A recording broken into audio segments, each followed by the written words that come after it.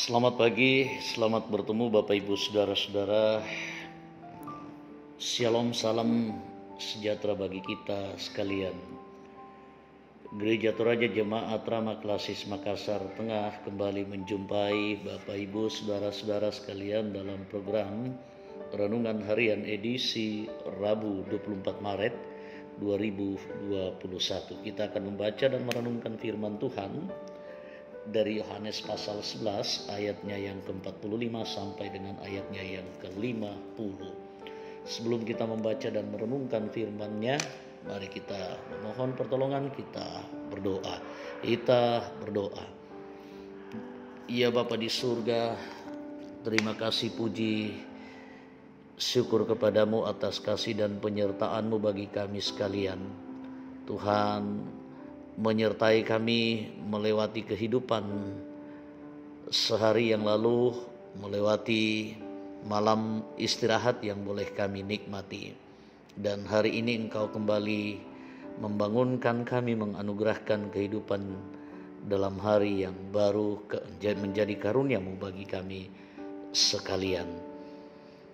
Sebelum beraktivitas, sebelum mengupayakan segenap kegiatan hari ini, dan kepadamu kami menyerahkan semuanya. Kami akan bersama-sama membaca dan merenungkan bahagian firman-Mu. Tuhan, kiranya mengampuni kami, melayakkan dan menuntun, menguatkan kami semua. Berfirmanlah, ampuni kami di dalam nama Tuhan Yesus kami berdoa. Amin. Mari kita baca firman Tuhan dari kitab Injil Yohanes pasalnya yang ke-11 ayatnya yang ke-45 sampai dengan ayatnya yang ke-50. Demikian firman Tuhan. Banyak di antara orang-orang Yahudi yang datang melawat Maria dan menyaksikan sendiri apa yang telah dibuat Yesus, percaya kepadanya. Tetapi ada yang pergi kepada orang-orang Farisi dan menceritakan kepada mereka apa yang telah dibuat Yesus itu. Lalu imam-imam kepala dan orang-orang Farisi memanggil mahkamah agama untuk berkumpul, dan mereka berkata, "Apakah yang harus kita buat? Sebab orang itu membuat banyak mujizat. Apabila kita biarkan dia, maka semua orang akan percaya kepadanya, dan orang-orang Roma akan datang dan akan merampas tempat suci kita serta bangsa."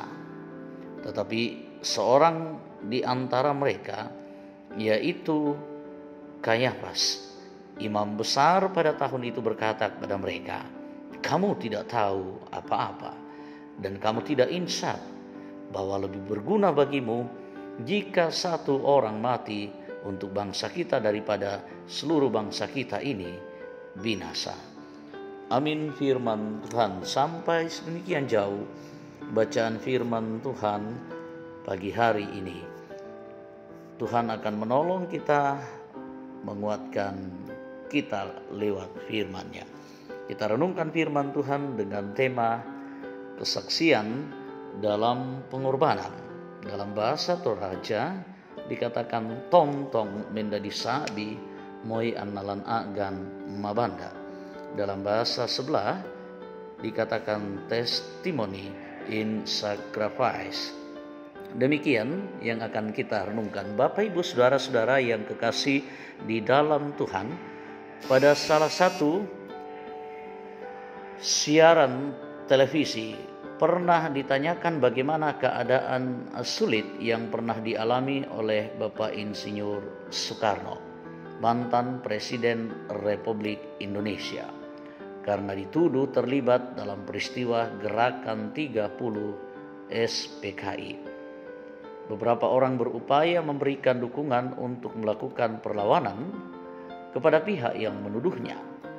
Namun ia tidak menginginkan hal itu terjadi, karena baginya itu dapat merusak keselamatan bangsa Indonesia.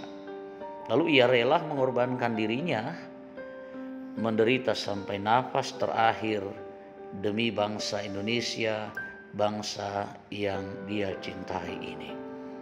Firman Tuhan yang kita baca hari ini mengisahkan bagaimana respons orang-orang setelah Lazarus dibangkitkan, di mana ada yang makin percaya kepada Tuhan Yesus.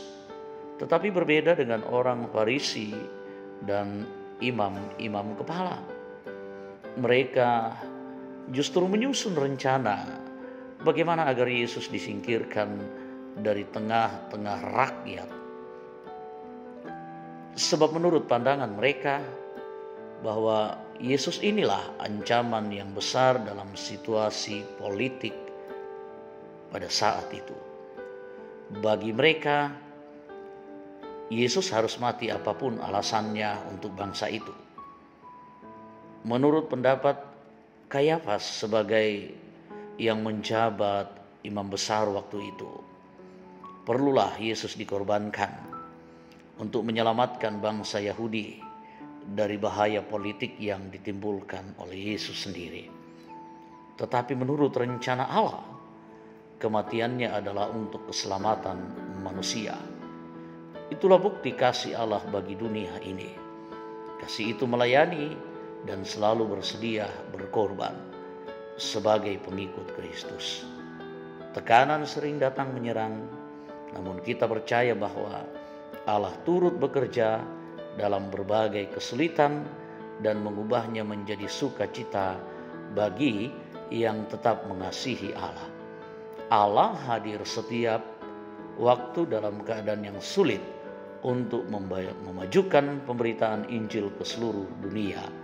Karena itulah kita dipanggil untuk tetap bertahan dan tetap setia bersaksi pada panggilan mulia Allah. Roh Kudus memberkati. Amin. Firman Tuhan. Demikian firman Tuhan yang sudah kita baca, kita renungkan bersama. Mari Bapak Ibu Saudara kita bersyukur dan kita berdoa kepada Tuhan. Kita berdoa. Ialah kekasih Bapa di dalam surga, Engkau sungguh luar biasa mengasihi kami, menuntun kami, mengingatkan kami, menasihati kami dengan cara-Mu yang penuh dengan kelemah lembutan, mengajar kami. Bahkan Tuhan sudah mengajar kami lewat firman-Mu pagi hari ini. Terima kasih Bapa di sorga, terima kasih ini. Kami sungguh bersyukur boleh menikmati firman-Mu.